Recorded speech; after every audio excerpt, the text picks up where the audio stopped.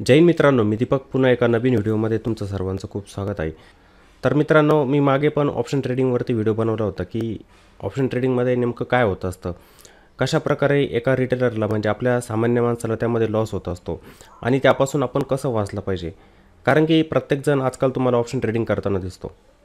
Social media platform कोणताही घ्या, जसं तुम्ही यूट्यूबवरती व्हिडिओ बघत असतात त्या ठिकाणी पण तुम्हाला ऑप्शन ट्रेडिंगबद्दल सांगितलं जात असतं की ऑप्शन ट्रेडिंगमध्ये पैसा बनत असतो.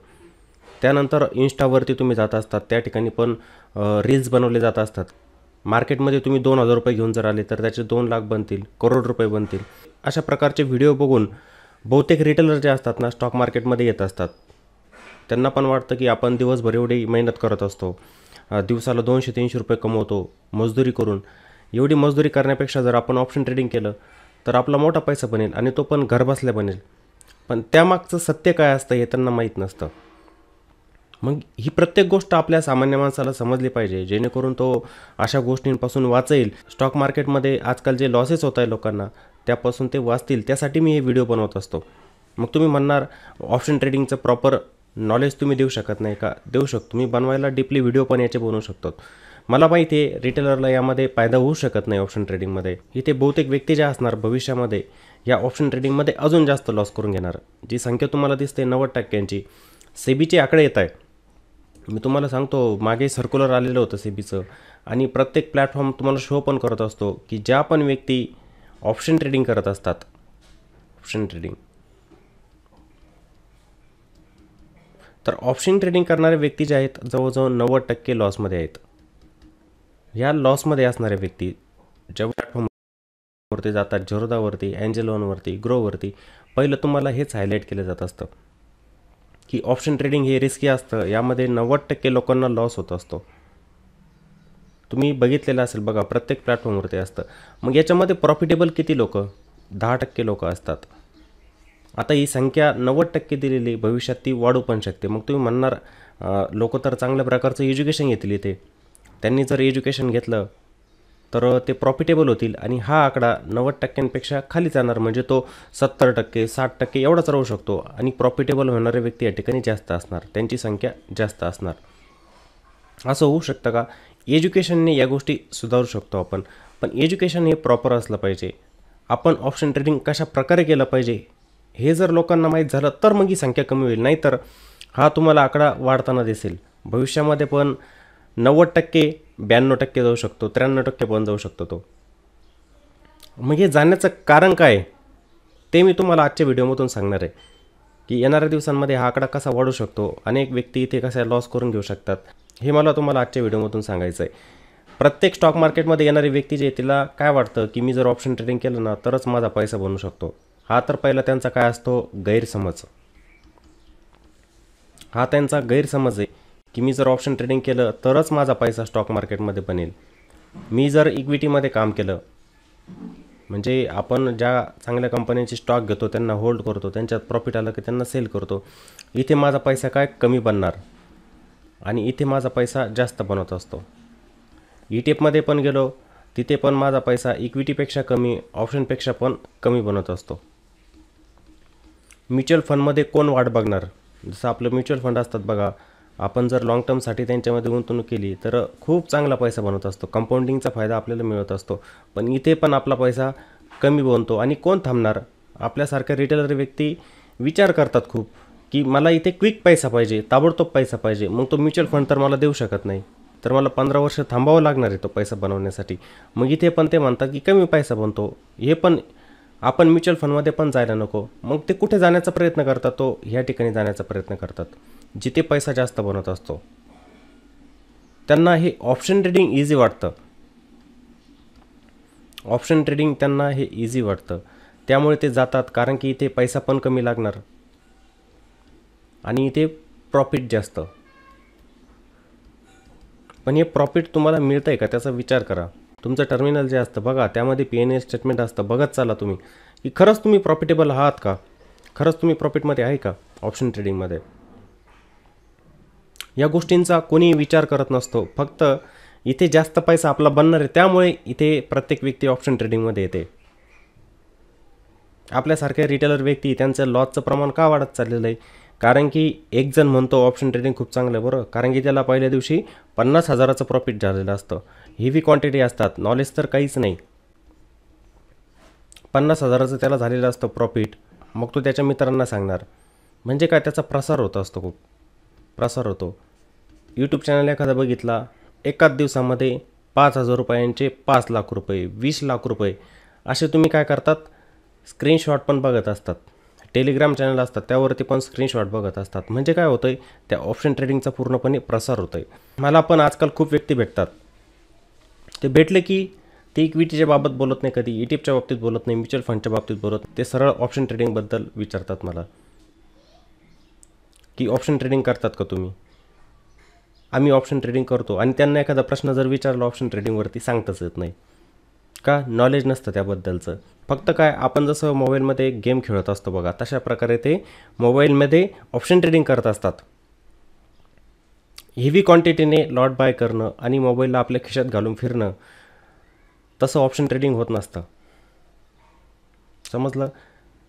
त्यामुळे प्रत्येकाला माझं हे सांगणं असेल की ह्या गोष्टी समजून घ्या तुम्ही, की तुमचं ऑप्शन ट्रेडिंगमध्ये का पैसा बनत नाही, त्याच्यावरती विचार करत नाही कोणी. बहुतेक व्यक्ती त्यावरती विचारच करत नाही की माझा ऑप्शन ट्रेडिंगमध्ये पैसा का बनत नाही आहे. त्याला समजून घेण्याचा प्रयत्न करत नाही आहे. माझ्यासाठी कोणते सेगमेंट चांगले असू शकतात जिथे मी पैसा बनवू शकतो, हे कोणी समजून घेत नाही आहे. आणि त्यांना समजून सांगणारं कोणी नाही आहे. म्हणजे आपण म्हणतो ना, एक प्रकारचं मार्गदर्शन पाहिजे. मी जर 10 जणांना सांगतोय की तुम्ही ऑप्शन ट्रेडिंग करू नका, आता का करायचं नाही ऑप्शन ट्रेडिंग, मी त्यांना मग चांगलं सांगणार की बाबा त्याच्यामध्ये असं असं असतं, त्याच्यामध्ये जायला नको, अशा गोष्टी असतात, त्याच्यावरती त्या इम्पॅक्ट करत असतात, तिथे गेला तर तुझा लॉस होईल. मार्केट डायरेक्शनल पाहिजे, त्यासाठी मोमेंटम पाहिजे मार्केटमध्ये. मी या गोष्टी जर त्यांना सांगितल्या तर त्यांना पटणार, मग ते ऑप्शन ट्रेडिंगकडे जाणार नाही. पण आजकाल काय प्रसार होतो आहे त्या गोष्टीचा यूट्यूब चॅनलवरती पण. कारण की ऑप्शन ट्रेडिंग केल्यानंतर बघा, इथे खूप ब्रोकरेज पण मिळतं काही जणांना, की माझ्या थ्रू तुम्ही डीमॅट अकाउंट ओपन करा. डीमॅट अकाउंट ओपन केलं की त्यामध्ये ब्रोकरेजचा पण फायदा होत असतो समोरच्या व्यक्तीला पण. तुम्ही प्रॉफिटमध्ये असू द्या किंवा लॉसमध्ये असू द्या, 10% कमिशन त्यांना मिळणारच असतं. धनसारखा प्लॅटफॉर्म आहे, तो तुम्हाला 20% ब्रोकरेज देत असतो. ब्रोकरेज जे लागतं ना, त्यापैकी तुम्हाला कमिशन मिळणार असतं 20%. समजा एखाद्या व्यक्तीने दिवसभरामध्ये खूप ओव्हर ट्रेडिंग केली, खूप जण असे असतात लाखोने सौदे मार्केटमध्ये टाकत असतात, ब्रोकरेज त्यांचं 4-4, 5-5 हजाराचं होत असतं. जास्त, मी कमी सांगतोय, 4-4, 5-5 हजार हे कमी झाले, काही जणांचे जास्त पण असतात ब्रोकरेज. मग मला सांगा, धनसारखा प्लॅटफॉर्म आहे, तुम्हाला 20%चं कमिशन देतो आहे, समोरच्या व्यक्तीला किती पैसा जातो आहे. तुम्ही विचार केला त्या गोष्टीचा कधी? नाही केलेला. जर 20% म्हटले तर 4,000चे 20% किती होत असतात? 800 रुपये. 800 रुपये समोरच्या व्यक्तीला जात असतात.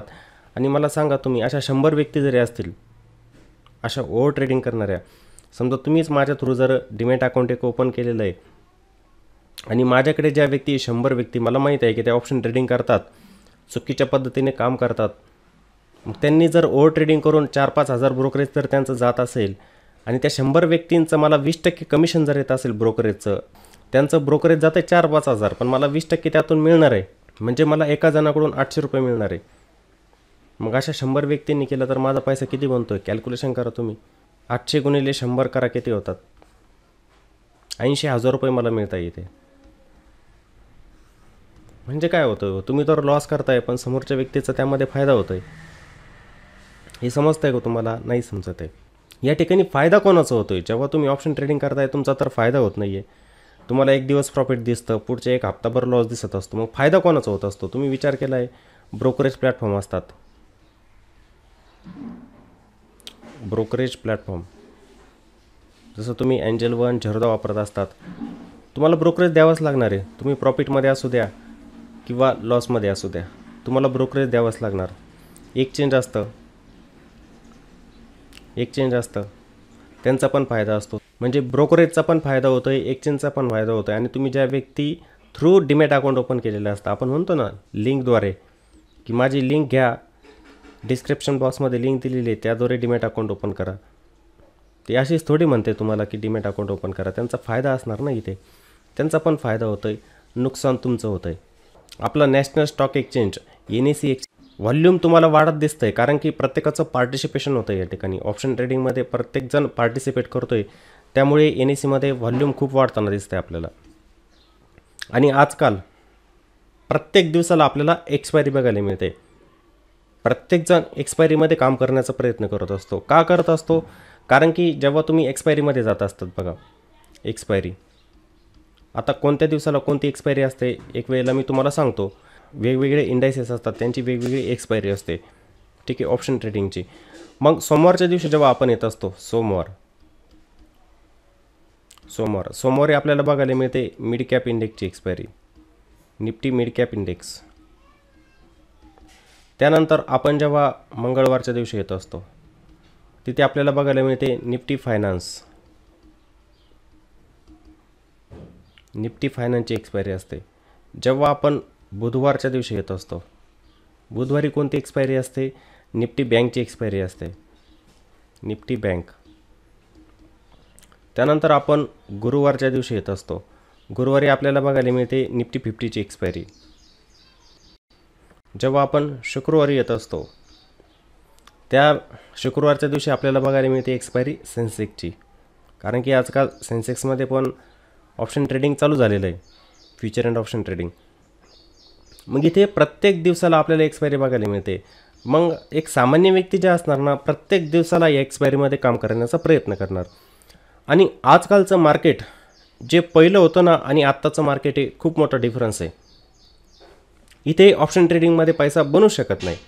आजकालचा मार्केटचा बिहेव असा आहे की इथे प्रत्येक रिटेलर लॉस करून घेणार आणि ते प्रमाण वाढणार. त्यामुळेच मी तुम्हाला सांगतोय, जे महत्त्वाचं कारण आहे हे मी तुम्हाला सांगणार आहे आता, की इथे लॉसेस का वाढणार ऑप्शन ट्रेडिंगमध्ये. प्रत्येक दिवसाला एक्सपायरी, सोमवारच्या दिवशी एक्सपायरी, मंगळवारच्या दिवशी एक्सपायरी, बुधवारच्या दिवशी, गुरुवारच्या दिवशी, शुक्रवारच्या दिवशी. आता एक सामान्य व्यक्ती जे असणार ना, तिच्याजवळ पैसा छोटा असतो बघा. कोणती व्यक्ती असू द्या, ती काय करते मग, 5,000 रुपये असतात, ती 5,000 रुपयांनी काम करण्याचा प्रयत्न करते मार्केटमध्ये. आता सांगा मला, रिलायन्ससारखा स्टॉक आहे, 5,000 रुपये तुमच्याजवळ आहे, रिलायन्सची किंमत आहे 3,000 रुपये. मग तुम्हाला तो बाय करायचा आहे, एकच क्वांटिटी येणार आणि प्रॉफिट किती दिसणार हो? काहीच नाही. मग तुम्ही जाणार का रिलायन्सकडे, इक्विटीमध्ये काम करणार का? नाही. मग ही जी सामान्य व्यक्ती असणार, ही 5,000मध्ये काय मोठा पैसा बनवण्याचा प्रयत्न करणार. इथे एक प्रकारे आपण त्याला लालसा म्हणू शकतो मित्रांनो, की 5,000 रुपये जर मी एक्सपायरीच्या दिवशी घेऊन आलो, तर हे 5,000 रुपये माझे 50,000 रुपये होतील किंवा 1,00,000 रुपये होतील. हा विचार रिटेलरच्या मनात असतो. त्यांना वाटतं की आपल्याजवळ छोटा पैसा आहे ना, हा छोटा पैसा आपला मोठा होऊ शकतो, त्यामुळे ते मार्केटमध्ये येत असतात. मग आले एक्सपायरीच्या दिवशी काय होत असतं, ऑप्शनचे प्रीमियम तुम्हाला स्वस्तात मिळतात. जेव्हा आपलं कॉन्ट्रॅक्ट चालू होत असतं, सुरुवात असते, तेव्हा 100 रुपयांचं प्रीमियम जे असतं ना, तुम्हाला एक्सपायरीच्या दिवशी ते 20 रुपयांना, 10 रुपयांना मिळणार. म्हणजे तुमचा एक लॉट जो असतो ना, तुम्हाला स्वस्तात मिळतो. मग तो स्वस्तात मिळतो म्हणून प्रत्येकजण काय येत असतो, या ठिकाणी येत असतो, हे 5,000 रुपये घेऊन. मग एक लॉट नसतो तिथं, पैशानुसार कोणाकडे 10,000 रुपये असू शकतात, कोणाकडे 20,000 रुपये पण असू शकतात. मग ते हेवी क्वांटिटीने बाईंग करायला सुरुवात करतात. एक लॉट घ्यायचा ना, 10 लॉट घेणार का? स्वस्तात मिळतो आहे, माझा पैसा या ठिकाणी अजून जास्त बनणार. आणि एक्सपायरीच्या दिवशी सर्वांना माहीत असेल, गॅमाचा इम्पॅक्ट होत असतो. ऑप्शन ग्रीक्स असतात, त्याचा पण अभ्यास असतो, गॅमाचा इम्पॅक्ट असतो. त्यामुळे ऑप्शनचे प्रीमियम जे असतात ना, स्पाईक मारतात. तुमचं 5 रुपयांचं प्रीमियम जरी असेल ऑप्शनचं, तर ते 50 रुपये, 100 रुपये, 150 रुपये पण जाऊ शकतात. ते गॅमाचा इम्पॅक्ट होत असतो त्या ठिकाणी. मग प्रॉफिट तुम्हाला जास्त दिसतं. त्यामुळे प्रत्येकजण काय करतो, एक्सपायरीच्या दिवशी काम करण्याचा प्रयत्न करत असतो. पहिले काय व्हायचं, एक्सपायरी जी व्हायची ती गुरुवारच्या दिवशी व्हायची. मग प्रत्येकजण काय करायचा, गुरुवारच्या दिवशी यायचा. फक्त एकच दिवस होता, जे रिटेलर असायचे ना, ते काय करायचे, फक्त गुरुवारच्या दिवशी यायचे. गुरुवार, कारण की गुरुवारच्या दिवशी बघा, सेन्सेक्समध्ये तर पहिले ऑप्शन ट्रेडिंग होत नव्हतं. गुरुवारच्या दिवशी निफ्टी 50मध्ये एक्सपायरी व्हायची, निफ्टी 50, आणि निफ्टी बँकमध्ये पण एक्सपायरी व्हायची एकाच दिवसाला. बाकीच्या दिवशी एक्सपायरी नव्हती. निफ्टी फायनान्समध्ये मंगळवारच्या दिवशी एक्सपायरी होती, पण जवळजवळ कमी दिवस झालेले की निफ्टी फायनान्स आलेलं आहे. त्या अगोदर फक्त निफ्टी 50 आणि निफ्टी बँकमध्येच ऑप्शन ट्रेडिंग व्हायचं, आणि ते पण गुरुवारच्या दिवशी व्हायचं. मग मार्केटमध्ये व्हॉलॅटिलिटी जे म्हणतो ना आपण, मार्केट एकदम अचानक वरती जातं, खाली जात असतं, ते फक्त गुरुवारच्या दिवशी जायचं, इतर वेळेला जात नव्हतं ते. मग ती व्हॉलॅटिलिटी फक्त आपल्याला गुरुवारच्या दिवशी बघायला मिळायची. इतर वेळेला काय व्हायचं की मार्केट एक ट्रेंडिंग मूव पकडायचं बघा, एकतर वरतीच जाणार, एकतर खालीच येणार, एकतर रेंज बाउंड होणार. एका ट्रेंडला पकडून चालायचं. व्हॉलॅटिलिटी म्हणजे काय? मार्केटला अचानक वरच्या साईडला मूव्ह येणं, मार्केट पुन्हा खाली येणं, थोडं साईडला होणं, अचानक वरती स्पाईक मारणं, याला आपण म्हणतो व्हॉलॅटाईल मार्केट. मार्केटमध्ये अचानक उतार चढाव येत असतात, त्यालाच आपण म्हणतो व्हॉलॅटिलिटी. मग ती व्हॉलॅटिलिटी जी होती ना आपल्याला फक्त गुरुवारच्या दिवशी बघायला मिळायची. पण आता काय होतं आहे, प्रत्येक दिवसाला ती व्हॉलॅटिलिटी आपल्याला बघायला मिळते. प्रत्येक दिवसाला एकही दिवस सुटत नसतो. मग जर सांगा तुम्ही प्रत्येक एक्सपायरीला तुमचा पैसा घेऊन आले आणि त्या ठिकाणी जर तुम्ही ट्रेडिंग करण्याचा प्रयत्न केला तर तुम्हाला लॉस होणार, कारण की मार्केटमध्ये प्रत्येक दिवशी व्हॉलॅटिलिटी. मग त्या ठिकाणी ऑप्शन ट्रेडिंगमध्ये तुमचा पैसा बनू शकतो का? नाही बनू शकत. आणि त्यामध्ये पण विदाऊट नॉलेज. बहुतेक जणांना नॉलेज नसतं त्या गोष्टींचं. मला एंट्री कोणत्या ठिकाणी घ्यायची, एक्झिट कुठे व्हायचं हे माहीतच नाही आहे, त्यामुळे तिथे प्रॉफिट बनू शकत नाही. आणि एक असते लालसा, प्रॉफिट असूनसुद्धा आपण त्याला बुक न करणं. जर मला एका लॉटमध्ये 800 रुपयांचं 1000 रुपयांचं प्रॉफिट होतं आहे तरी माझं मन भरत नाही. मला वाटतं की नाही, मला एका लॉटमध्ये 5000 रुपयांचं प्रॉफिट झालं पाहिजे. त्यामुळे बहुतेक व्यक्ती काय थांबतात. थांबल्या म्हणजे काय, मार्केट अचानक खाली येऊन जातं. तुम्ही आजकाल बघताय निफ्टीमध्ये सुद्धा 200-200-250 पॉईंटची एक कॅन्डल बनते, अचानक स्पाईक लागतो मार्केटमध्ये. हा स्पाईक लागण्याचं कारण काय? प्रत्येक दिवसाला एक्सपायरी, प्रत्येक इंडेक्समध्ये एक्सपायरी. मग तुम्ही म्हणतात इंडेक्स तर वेगवेगळे असतात, दुसऱ्या इंडेक्ससोबत कसं कंपॅरिझन करू शकतो आपण? त्याचं करू शकतो. Nifty finance index, Nifty bank index, Nifty 50 index, हे 3 इंडेक्स माहीत आहे तुम्हाला. यांच्यामध्ये असणारे स्टॉक, त्यासाठी तुमचा इंडेक्सचा अभ्यास झालेला पाहिजे. तुम्हाला इंडेक्स काय असतात हे समजलं पाहिजे. इंडेक्स काय असतात? Portfolio of stocks. एक स्टॉकचा समूह असतो इंडेक्स. मग हे जे 3 इंडेक्स असतात हे पण स्टॉकचा समूहच आहे.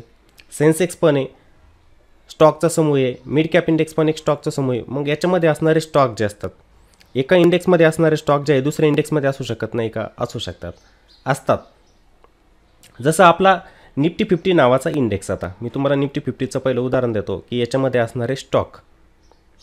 आता याच्यामध्ये असणारं सर्वात जास्त वेटेज कोणाचं? HDFC बँकेचं, HDFC बँक. त्यानंतर रिलायन्स पण येत असतो. पण मला तुम्हाला कंपॅरिझन करून दाखवायची या 3 इंडायसेसची. आपण यामध्ये बँकिंग सेक्टरचे स्टॉक घेणार की यांचा वाटा प्रत्येक इंडेक्समध्ये. जसं HDFC बँक आहे, तुम्हाला ती निफ्टी बँक इंडेक्समध्ये पण दिसणार, निफ्टी फायनान्समध्ये दिसणार आणि निफ्टी 50मध्ये पण दिसणार. आणि वेटेज पण मी तुम्हाला सांगतो, त्यावरून तुम्हाला समजेल मग की इंडेक्स कसा वरती जातो, कसा खाली जात असतो. आता ह्याच निफ्टी 50मध्ये ICICI बँक पण असते, ICICI बँक. त्यानंतर ॲक्सिस बँक आणि त्यानंतर SBI, state bank of India. हे 4ही स्टॉक आपल्याला दिसणार कोणत्या इंडेक्समध्ये? निफ्टी 50मध्ये. आता HDFC बँकेचं वेटेज किती निफ्टी 50मध्ये? जवळजवळ 11% वेटेज, सर्वात जास्त वेटेज. त्यानंतर ICICI बँकेचं 7.80%. हे बँकिंग सेक्टरचे स्टॉक घेतो आहे फक्त मी. ॲक्सिस बँकेचं आहे 3.25% वेटेज, 3.25% ॲक्सिस बँकेचं. त्यानंतर SBIचं, त्यानंतर SBIचं 2.93% वेटेज. या इंडेक्समध्ये टोटल कॅल्क्युलेशन करून बघा किती होतं आहे हे वेटेज एका निफ्टी 50 इंडेक्समध्ये. या 4 स्टॉकचं फक्त, या 4 स्टॉकचं वेटेज जर आपण बघितलं इंडेक्समध्ये हे 25%चं होतं आहे. किती होतं आहे? 25%चं. आपण इथे लिहून पण ठेवूया की निफ्टी 50मध्ये या 4 स्टॉकचं वेटेज किती झालं? 25%चं. मग सांगा, हे स्टॉक आहे यांच्यामध्ये जर उतार चढाव जर आले तर इंडेक्सवर त्याचा परिणाम होणारच आहे, होणार की नाही? 100% होणार. मग बाकीचे जे इंडेक्स असतात त्यांच्यामध्ये नसतात का हे स्टॉक? असतात, त्यांच्यामध्ये पण असतात हे स्टॉक. मग एक इंडेक्सवरती जातो आहे, समजा निफ्टी बँक इंडेक्सवरती गेला, त्याच्यामध्ये बँकिंगचे स्टॉक असतात, हे सर्व स्टॉक असणार आहे. हे जर वरती गेले स्टॉक तर तुमचा निफ्टी बँक इंडेक्स पण वरती जाणार आहे आणि इकडे निफ्टी 50 पण जाणार वरती. इकडे पण तुम्हाला फ्लक्च्युएशन बघायला मिळेल. फायनान्स आहे, फायनान्स निफ्टी, तिथे पण बघायला मिळेल. तुम्हाला वेटेज सांगतो पहिले मी. आता हे आपण निफ्टी 50चं बघितलं होतं. त्यानंतर आपण काय करूया? निफ्टी बँकचं बघूया वेटेज. या स्टॉकमध्ये या 4 स्टॉकचं वेटेज निफ्टी बँक इंडेक्समध्ये किती आहे ते आपण बघू. HDFC बँकेचं वेटेज आहे निफ्टी बँक इंडेक्समध्ये 29%चं. ICICI बँकचं 23.73%चं. ॲक्सिस बँकेचं आहे 9.19%चं आणि SBIचं आहे 9.14%चं वेटेज. टोटल कॅल्क्युलेशन जर आपण केलं तर 71% वेटेज फक्त ह्या इंडेक्समध्ये हे 4 स्टॉकचं आहे. हे 4 स्टॉक जर वरती गेले तर तुमचा निफ्टी बँक इंडेक्स वरती जाणार, तो खाली येऊ शकत नाही. मग बाकीचा एक स्टॉक जरी तुमचा 4%नी खाली आला ना तरी इंडेक्स खाली येणार नाही, कारण की हे जे 4 स्टॉक असतात ज्यांचं वेटेज इंडेक्समध्ये जास्त असतं, हे जर वरती गेले तर तुमचं इंडेक्स पण वरती जाणार आहे. मला सांगा, मग तुमचा निफ्टी बँक इंडेक्स जर वरती जातोय तर निफ्टी थोडंच खाली राहणार आहे इथे? नाही राहणार खाली. का? हे वेटेज बघा, इथे इंडेक्स तुमचा वरतीच जाणार आहे, त्याच्यामध्ये पण तुम्हाला फ्लॅक्च्युएशन बघायला मिळणार. त्यानंतर निफ्टी फायनान्स आहे. आता हे लिहून ठेवू आपण, निफ्टी बँक. हे अभ्यास केला पाहिजे याचा, ह्या गोष्टींचा तुम्ही अभ्यास केला पाहिजे. अभ्यास केला तर तुम्हाला समजतील की हे काय होतं आहे नेमकं. समजलं ना? आपण आता निफ्टी फायनान्सचं बघू. Nifty finance. आता निफ्टी फायनान्समध्ये HDFC बँकेचं वेटेज 30.85%, ICICI बँकेचं 21.75%, ॲक्सिस बँकेचं आहे 8.42% आणि SBIचं 8.18%. 69% वेटेज या 4 स्टॉकचं आहे निफ्टी फायनान्समध्ये. Nifty finance. मग सांगा मला, हे 4 स्टॉक जर चालले तर तुमचे इंडेक्स वरतीच जाणार ना. वेटेज बघा त्यांचं 69%, 71%, 25%. या तीनही इंडेक्समध्ये. आता सेन्सेक्सचं तर मी घेतलं पण नाही, सेन्सेक्समध्ये पण आहे स्टॉक, HDFC बँक पण आहे, ICICI बँक पण आहे त्याच्यामध्ये. यांचं वेटेज सेन्सेक्समध्ये पण जास्त आहे. मग मला सांगा, एका दिवसाला जर एका इंडेक्समध्ये मुवमेंट आली, या 4 स्टॉकमध्ये जर आली, तर तुमचा बाकीचे इंडेक्स जे असतात त्यांच्यावरती इम्पॅक्ट पडणार नाही का? नक्कीच पडणार आहे, नक्कीच पडणार. प्रत्येक दिवसाला तुम्हाला अशी मुवमेंट बघायला मिळणार. एखाद्या वेळेला इंडेक्स खाली येऊ शकतो, सडन खाली येऊ शकतो. हे 4 स्टॉक जर खाली आले तर तुमचा इंडेक्स खाली येऊ शकतो. मग तुम्ही म्हणणार निफ्टी बँक फक्त खाली. निफ्टी बँक खाली नाही येणार, तुमचा निफ्टी 50 पण खाली येणार आहे आणि निफ्टी फायनान्स पण खाली येणार आहे. त्यामुळे प्रत्येकाने ही गोष्ट समजली पाहिजे की आता हे मार्केटमध्ये जे फ्लक्च्युएशन येत असतात, मार्केट जे खालीवर होत असतं, का होत असतं? तर इंडेक्समध्ये असलेले स्टॉक असतात त्यांच्यामुळे. आता एखादा स्मार्ट मनी म्हणजे कोण असतात? आपण त्यांना बिग प्लेअर पण म्हणतो. तुम्ही यूट्यूबवरती बिग प्लेअर ऐकत असतात, ज्यांच्याजवळ मोठा पैसा असतो, जे मार्केटमध्ये जास्त पैसा बनवत असतात, ते मार्केटला फिरवत असतात एक प्रकारे. कोण फिरवतं? ज्यांच्याजवळ मोठा पैसा आहे. माझ्याजवळ 5,000 रुपये आणि एक व्यक्ती 5,000 करोड रुपये घेऊन येते. मी मार्केटला फिरू शकतो का? नाही फिरू शकत. ज्या व्यक्तीजवळ 5,000 करोड रुपये असतील ना, ती व्यक्ती मार्केटला फिरू शकते. मी नाही फिरू शकत. मी म्हणतो आपले रिटेलर 100 आले, 100 संख्या आहे रिटेलरची आणि ते 5-5, 10-10 हजार रुपये घेऊन येत आहे. आणि एक व्यक्ती आहे जिच्याजवळ मोठा पैसा असतो आणि ती 1,000 करोड रुपये घेऊन येते. 1,000 करोड रुपये. या 100 व्यक्ती फिरू शकतील की ही एक व्यक्ती मार्केटला फिरू शकते कुठे पण. मार्केटमध्ये तेच होत असतात. मोठमोठ्या इन्स्टिट्यूशन असतात, हेज फंड असतात, ठीक आहे. त्यांनी मार्केटमध्ये पोझिशन बनवलेले असतात. एक लक्षात घ्यायचं, एक्सपायरी हे मूव का येत असतात याचं पण तुम्हाला लॉजिक माहीत असलं पाहिजे की त्यांच्या पण हेजिंगच्या पोझिशन असतात. ते नेकेड करत नाही. आपल्यासारखे रिटेलर असतात ते नेकेड करतात. म्हणजे एक प्रकारे रिटेलर जो असतो ना, मोठ्या व्यक्तींना पैसा देऊन येत असतो मार्केटमध्ये. त्यांच्या पोझिशन असतात आणि त्या काय करणार आहे, एक्सपायरीच्या दिवशी पोझिशन आपल्या स्क्वेअर ऑफ करणार आहे. मग आता ज्या ठिकाणी त्यांना जास्त प्रॉफिट होणार आहे त्या डायरेक्शनने मार्केटला ते घेऊन जाणार. समजताय नाही गोष्ट तुम्हाला? लॉजिक समजा त्या गोष्टीचं. ज्या मोठ्या व्यक्ती असणार, ज्यांच्याजवळ मोठा पैसा असतो, करोड रुपये त्यांच्याजवळ पडलेला आहे, आपण तर 10,000, 20,000 वाले, लाखावाले, पण अशा पण व्यक्ती मार्केटमध्ये आहे की त्यांच्याजवळ करोडो रुपये असतात, करोडो रुपये. मग सांगा, त्या व्यक्ती एक्सपायरच्या दिवशी आपल्या पोझिशन स्क्वेअर ऑफ करणार आहे. ते पण हेजिंग करून करतात, ते काही नेकेड करत नाही, ते हेजिंग करून असतात. म्हणजे OTM स्ट्राईक असतात, ATM स्ट्राईकवरती ज्यांनी सिलिंग केलेली असते त्याला त्यांनी हेज केलेलं असतं बाय करून, त्यांना प्रॉफिट झालेलं असतं एक्सपायरीच्या दिवशी. कारण की तिथे कॉन्ट्रॅक्ट लॅप्स होणार आहे तुमचे एक्सपायरीच्या दिवशी. समजतं ना? एक्सपायरी म्हणजे का, कॉन्ट्रॅक्ट तुमचं संपणार तिथे. मग तिथे ते पोझिशन आपल्या स्क्वेअर ऑफ करणार आहे. हेवी क्वांटिटीने जेव्हा त्यांनी बाईंग केलेली असते, लक्षात घ्या, आणि ते जेव्हा प्रॉफिट बुकिंग करणार, आपल्या पोझिशन स्क्वेअर ऑफ करणार. जर त्या हेवी क्वांटिटी त्यांनी स्क्वेअर ऑफ करायला सुरुवात केली, स्क्वेअर ऑफ करायला जर त्यांनी सुरुवात केली तर मार्केटमध्ये एक साईड मूव येणार नाही का? येणारच. जे मार्केट समजा वरती जाताना दिसतंय, अचानक स्पाईक लागू शकतो त्याच्यामध्ये. जे मार्केट अचानक खाली येते त्याच्यामध्ये स्पाईक लागू शकतो. मार्केट अचानक वरती पण जाऊ शकतं. ते आपल्या पोझिशन स्क्वेअर ऑफ करत असतात. मग ते स्क्वेअर ऑफ करताना आपल्यासारखा रिटेलर जो असतो त्याच्यामध्ये ट्रॅप होत असतो. मी कितीही म्हटलं, मग माझं टेक्निकल पण चांगलं आहे, सर्व गोष्टी चांगल्या आहे, आणि मी म्हटलो की मी तर परफेक्ट लेवलला एंट्री घेतलेली होती. जसं मार्केट मला दिसलं इथे रेंज बाउंड होतं, बरोबर आहे ना, आणि ते इथे ट्रेंडिंग झालं. हे ऑप्शन ट्रेडिंगबद्दल सांगतो मी तुम्हाला. स्टॉकमध्ये काही वेगळं असतं. जेव्हा आपण इक्विटीमध्ये काम करत असतो, आपण एका ट्रेंडला पकडून चालतो त्यामध्ये. बरोबर आहे ना. ट्रेंडला पकडून चाललो की आपल्याला तिथे प्रॉफिट पण बनतं. पण ऑप्शनमध्ये काही गोष्टी असतात त्यांचा इम्पॅक्ट होत असतो. जसं आपलं थीटा डिके आपण म्हणत असतो, टाईम व्हॅल्यू असते तिचा इम्पॅक्ट होत असतो, गॅमाचा इम्पॅक्ट होत असतो. हे नॉलेज नसतं लोकांना ना, या गोष्टी पण असतात त्याच्यामध्ये. मग मी म्हणतोय की ते आता डायरेक्शनल आहे. मग मी काय केलं पाहिजे, याच्यामध्ये घेतली एंट्री. एक टेक्निकल लेवल बघून या ठिकाणी एंट्री घेतली. एक टेक्निकल लेवल बघून मी या ठिकाणी एंट्री घेतली आणि मार्केटमध्ये अचानक स्पाईक लागला. मी लॉसमध्येच जाणार. जी एक मोठी व्यक्ती आहे तिने आपली पोझिशन जर स्क्वेअर ऑफ केली तर मार्केटमध्ये स्पाईक लागणारच आहे. हेवी क्वांटिटीने त्यांनी पुन्हा प्रॉफिट बुकिंग जर करायला सुरुवात केली तर असा स्पाईक मार्केटमध्ये लागणारच आणि तुम्ही लॉसमध्ये जाणारच इथे. बरोबर आहे ना. मी काय म्हणतो तुम्हाला सर्वांना समजत असेल की मोठ्या व्यक्ती प्रॉफिट बुकिंग करायला लागल्यावरती रिटेलरला नक्की लॉसच होणार आहे इथे. बरोबर आहे. आता हे मार्केट जे खाली येतं इथे पण काही व्यक्ती म्हणणार की आता हे खाली येतं आहे, मी इथे काय करतो, पुट साईडला जातो समजा. पुन्हा मार्केट इथून पलटी मारून वरती निघून जात असतं. इथे पण लॉस होत असतो आणि प्रत्येक दिवसाला हेच होतं आहे. जे मी ॲनालिसिसचे व्हिडिओ बनवतो आहे बघा, त्याच्यामध्ये ह्याच गोष्टी सांगून देत असतो की मार्केट सुप्रीम असतं. काही होऊ शकतं मार्केटला. फिरवणारी व्यक्ती कोणी दुसरी असणार आहे, जिच्याकडे मोठा पैसा असतो ती मार्केटला सहजरित्या फिरवू पण शकते.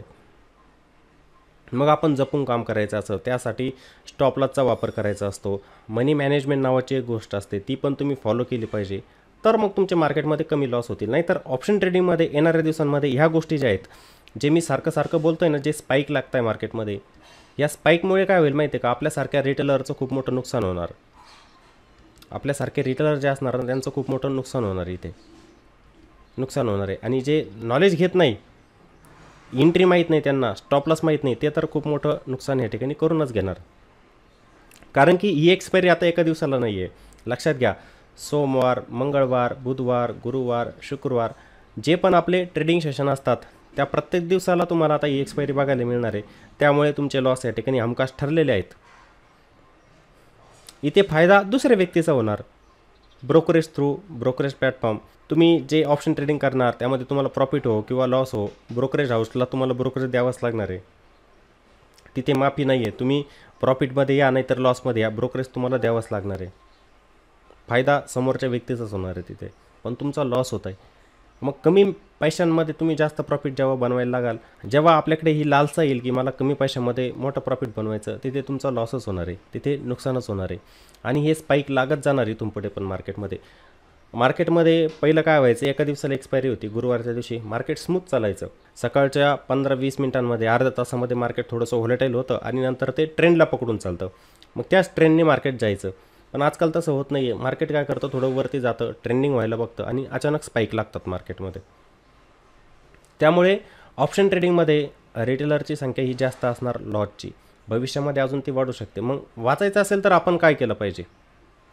ही तर गोष्ट होते की माझा लॉस होतो आहे ऑप्शन ट्रेडिंगमध्ये आणि करायचं मला ऑप्शन ट्रेडिंगच आहे. मग याला काहीतरी पर्यायचं असेल ना.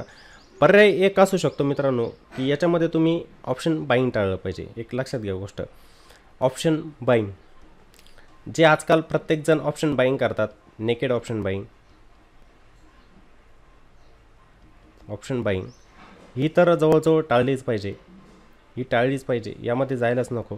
ऑप्शन सेलिंग करायचे. आता काही जण म्हणणार की ऑप्शन सेलिंगला पण हेज करून केलं पाहिजे. आता जे ऑप्शन सेलिंग करतात त्यांच्यासाठी की ऑप्शन सेलिंगमध्ये पैसा बनवत असतो. मित्रांनो इथे पण लॉसेस होतात, असं नाही की होत नाही. पण ऑप्शन सेलिंग करायची नेकेड करायला नको, ओव्हरनाईटमध्ये करायला नको. इथे ओव्हरनाईट रिस्क जास्त असते.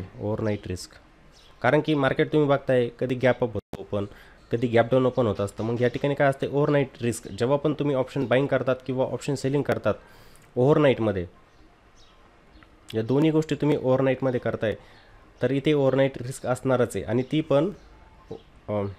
ते पण ऑप्शन बाईंग आणि ऑप्शन सेलिंग जे तुम्ही करतात नेकेड, त्याला आपण म्हणतो सो नेकेड, की आता निफ्टी जर माझी आहे 23,000वरती, मी 23,000चा एक कॉल ऑप्शन जो आहे तो बाय केला आणि त्याला होल्ड केलं दुसऱ्या दिवसासाठी, याला आपण म्हणत असतो नेकेड ऑप्शन बाईंग किंवा सेलिंग करणं. याच्यामध्ये काय असतं, ओव्हरनाईटमध्ये रिस्क असते खूप. मग तुमच्या बाजूने गेलं मार्केट तर तुम्हाला प्रॉफिट बनेल. आपण त्याला buy today sell tomorrow, BTST आपण त्याला म्हणत असतो. इथे ओव्हरनाईटमध्ये रिस्क खूप असते. काही वेळेला मार्केट 100-200 पॉईंटने गॅप होतो. पण तुम्ही एखादी पुट बाय केलेला असेल, लॉस होईल. तुम्ही एखादा कॉल ऑप्शन बाय केलेला आहे, मार्केट 200 पॉईंटने 300 पॉईंटने गॅप डाऊन ओपन झालं, तुम्हाला लॉस होईल. ओव्हरनाईट रिस्क या ठिकाणी जास्त असते. कारण की मार्केटमध्ये केव्हा काही होऊ शकतं. रात्रीतून काही पण होऊ शकतं मार्केटमध्ये. मग या गोष्टींपासून आपण टाळलं पाहिजे. पर्याय कोणता मग? आपण हेज करून चालू शकतो. हेज केल्याने काय होतं असतं की जो मला मोठा लॉस होणार आहे ना त्यापासून मी वाचू शकतो. मी जर एखादं ऑप्शन सेल करतोय 50 रुपयांचं 100 रुपयांचं प्रीमियम सेल करतोय, मार्केट माझ्या अपोजिट साईडला गेलं तर तिथे मला अनलिमिटेड लॉस असतो. किती पण लॉस होऊ शकतो मला, त्याचं सांगू शकत नाही. जे 100 रुपयांचं प्रीमियम ते 1000 रुपये पण जाऊ शकतं. मग मला लॉस किती जास्त आहे. मग त्यापासून जर वाचायचं असेल तर मी त्याला हेज करू शकतो. एखादा ऑप्शन मी सेल केलेला आहे त्याच्या बदल्यामध्ये एखादा बाय करून माझ्या पोझिशनला हेज करू शकतो, जेणेकरून त्या ठिकाणी लॉस जो होणार ना माझा लिमिटेड होणार. लिमिटेड लॉस माझा त्या ठिकाणी होऊ शकतो आणि प्रॉफिट पण माझं कसं होत असतं, लिमिटेड होत असतं, लिमिटेड प्रॉफिट. मग ह्या ठिकाणी आपली जी लालसा आहे ना ती राहत नाही. इथे लालसा नसते. इथे काय नसते, लालसा नसते की मला इथे एवढंच प्रॉफिट मिळणार आहे आणि एवढंच लॉस होणार आहे. मग मार्केट माझ्या किती अपोजिट साईडला गेलं, किती व्हॉलेटाईल झालं, कोणत्या ठिकाणी गेलं तरी माझा लॉस एवढा फिक्स यामध्ये ठरलेला आहे.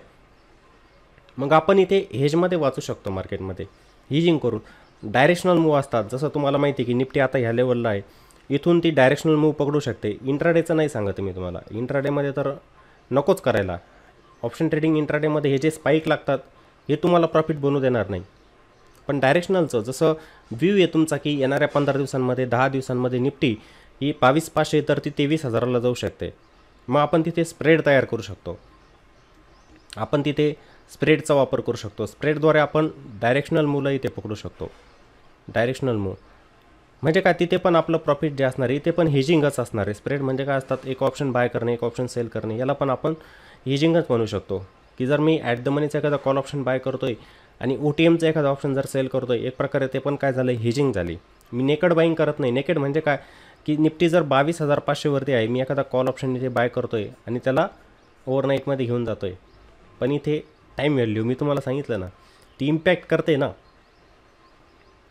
मला नुकसान देते ती. मार्केट जर 2-4 दिवस साईडवेज झालं तर माझं हे प्रीमियम जे असेल, मी जे 100 रुपयांचं प्रीमियम बाय केलेलं आहे तुम्हाला 100 रुपये दिसणार नाही, ती कमी होणार.